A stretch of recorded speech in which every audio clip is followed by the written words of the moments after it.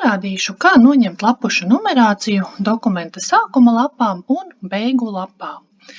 Lai mums būtu dokuments, ar ko strādāt, vispirms izveidosim dokumentu no 8 lapām. Tātad veram vaļā tukšu Word dokumentu un rakstam tekstu vai iekopējam kādu tekstu. Tātad es sakopēšu vienkārši teksts. Un šo te tekstu sakopēsim uz 8 lapām. Šo te uzrakstīto tekstu nokopējam ar taustiņu kombināciju Ctrl+C. Liekam kursoru teksta beigās un spiežam taustiņu kombināciju Ctrl+Enter. Tādā veidā izveidojot jaunu tukšu lapu. Šeit spiežam taustiņu kombināciju Ctrl+V, tātad ielīmējam iepriekš nokopēto tekstu. Atkal spiežam Ctrl+Enter, spiežam Ctrl+V, ielīmējam tekstu, atkal Ctrl+Enter, atkal Ctrl+V. Un šādā veidā izveidojam 8 lapas.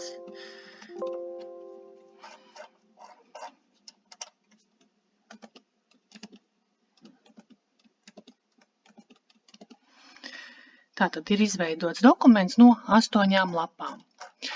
Un liekam lapušu numerāciju. Kursors ir jebkur tekstā, ejam uz Insert, Page Number un Bottom of Page, lapas apakšā, pa vidu liekam lapušu numerāciju. Tad, kad mēs liekam lapušu numerāciju, tad lapušu numerācija uzliekas uzreiz visā dokumentā. Tātad viss šis te dokuments, visas 8 lapas tiek formētas vienlaicīgi. Tātad visam dokumentam uzliekās lapušu numerācija. Redzam, ka gan 1, 2 līdz pat 7. un 8. lapai. Tātad viss uzliekas uzreiz. Savukārt, lai noņemtu kādai no lapām šo te numerāciju, mums šis dokuments ir jāsadala sadaļās, jeb sekcijās. Un, lai to izdarītu, mums ir jāsaprot, kurā vietā tad mēs šo te dokumentu dalīsim. Ja lapušu numerācija mums ir jāsāk no 4. lapas, joprojām tur būs cipars uz 4. lapas 4, tātad 4 nevis 1, jo tās iepriekšējās lapas arī tiek skaitītas, tikai uz viņām netiek rakstīta šī te numerācija. Šajā gadījumā tātad mums tā numerācija būs jānoņem. Sāksim numerāciju no 4. lapas. Ja numerācija mums ir jāsāk no 4. lapas, tad iepriekšējās lapas beigās mēs liekam sadaļas pārtraukumu. Tātad, ja mums 4. lapā numerācija sākas, tad mēs ejam uz 3. lapu, lai mēs izietu no šīs te header footer sadaļas, kas mums šobrīd ir aktīva, tad, kad kursors ir ieklikšķināts lapušu numerācijā. Mēs veicam dubult klikšķi tur, kur ir teksts. Tātad tādā veidā mums kļūst aktīva atkal šī te dokumenta, jeb teksta daļa.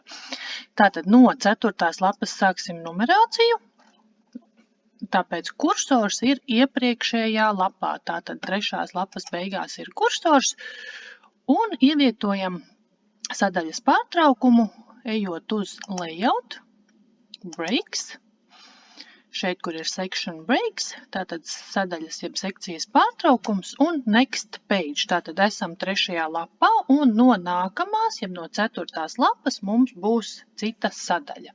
Spiežam šo Next Page. Mums parādījās tukša lapa. Ja mums parādās tukša lapa un nezinām, kā no tās atbrīvoties, ejam uz sadaļu Home un šeit ieslēdzam slēptos simbolus. Ieslēdzot slēptos simbolus, mēs redzam, kas mums ir, tātad viss, kas ir slēptie simboli, ir atstarpes, enter, sekciju pārtraukumi, lapu pārtraukumi. Un šeit mēs redzam, šis simboliņš ir nospiests enter, šis page break ir tukša, jeb jauna lapa, ko mēs izveidojām, tad, kad mēs iepriekš veidojām šo te pašu dokumentu un nospiedām Ctrl+Enter. Tas Ctrl+Enter izveidoja šo te lapas pārtraukumu. To mums šobrīd nevajag, jo mums ir tādēļ parādījās tukša lapa, mēs to izdzēšam. Lai izdzēstu, ar kursoru, kas ir balta bultiņa, kreisajā pusē šeit lapai vienkārši iezīmējam, tātad no šīs te maliņas iezīmējam to, kas mums tur ir, un nospiežam uz klaviatūras delete taustiņu, tātad atbrīvojāmies no tukšās lapas. Savukārt šeit šie te punktiņi, kas ir, šobrīd viņi neredz, jo tas teksts tur ir garāks, ja mēs padzēšam tekstu mazliet nost, mēs redzam, ka tur ir rakstīts sekcijas pārtraukums.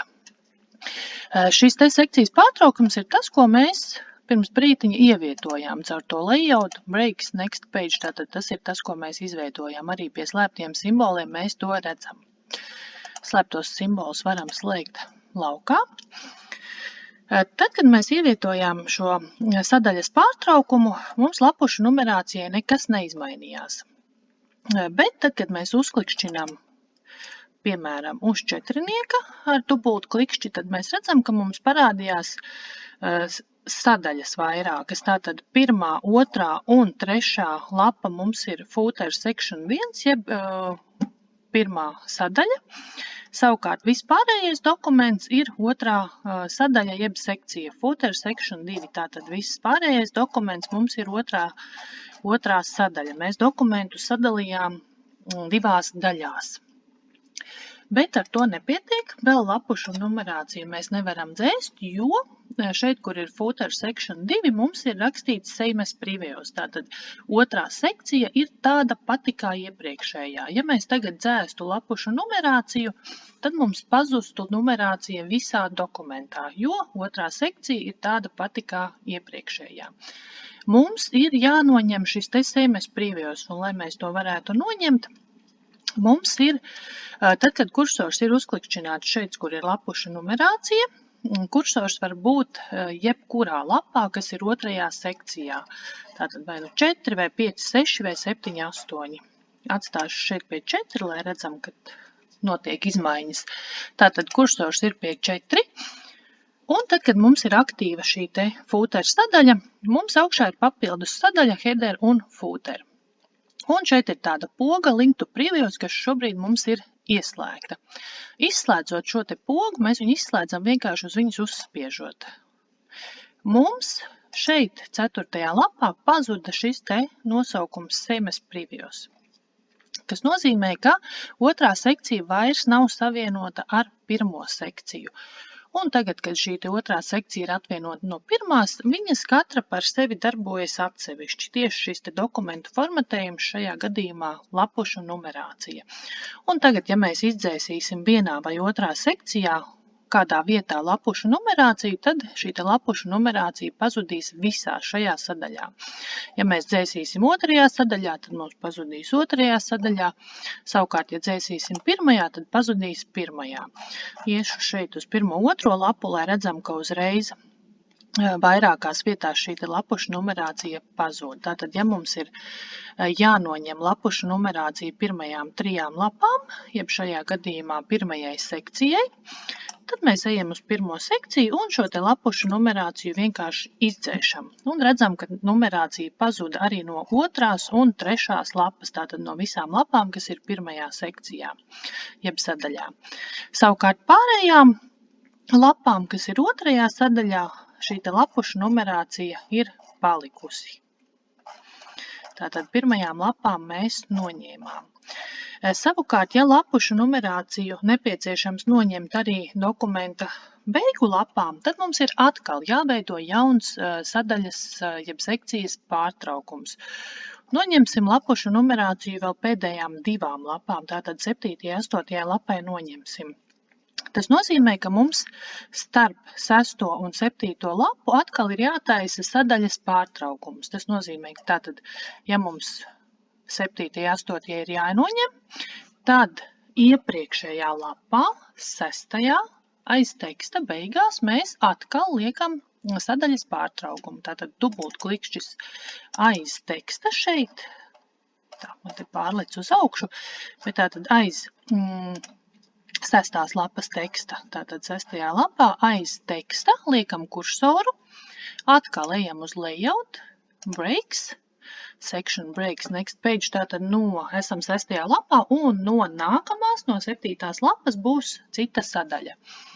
Spiežam next page atkal mums parādījās tukša lapa, ejam uz Home, slēdzam iekšā slēptos simbolus un atkal šos te tukšumus izdzēšam laukā. Ja jums ir šeit kaut kas vēl vairāk, tur kādi vairāk, piemēram, šie tente, tad jūs vienkārši visus te no maliņas iezīmējat un ar delete izdzēšat, lai tā tukšā lapa pazūd. Slēptos simbolus atkal slēdzam laukā. Ejam uz šīm te lapām, kur mums ir jānoņem numerācija, dubult klikšķis, tātad vai nu uz 7 vai uz 8, un redzam, ka ir izveidojusies jau 3. sekcija. Tātad mums šobrīd ir dokumentā 3 sadaļas, jeb sekcijas. Tātad ir 1. sekcija, ir 2. sekcija un ir 3. sekcija. Tātad pēdējām 2 lapām ir atsevišķa izveidota 3. sekcija. Un atkal kursors mums ir 3. sekcijā, jeb sadaļā, un mums atkal rādās šis te CMS Previews, jo viņa atkal ir tāda pati kā iepriekšējā. Mums atkal šis ir jānoņem. Kursors ir vai nu pie 7 vai pie 8. Ejam augšā ir header un footer sadaļa. Un atkal šo te link to Previews mēs vienkārši izslēdzam ārā to pogu. Un mums šis te CMS Previews no 3. sekcijas pazuda. Tad, kad tas ir noņemts, mēs vai nu 7 vai 8 vienkārši dzēšam. Un abi šie te cipari pazuda. Tātad no 3. sadaļas, jeb sekcijas šī te numerācija pazuda. Un tagad mums ir izveidots dokuments, tātad varam uzklikšķināt atkal tekstā.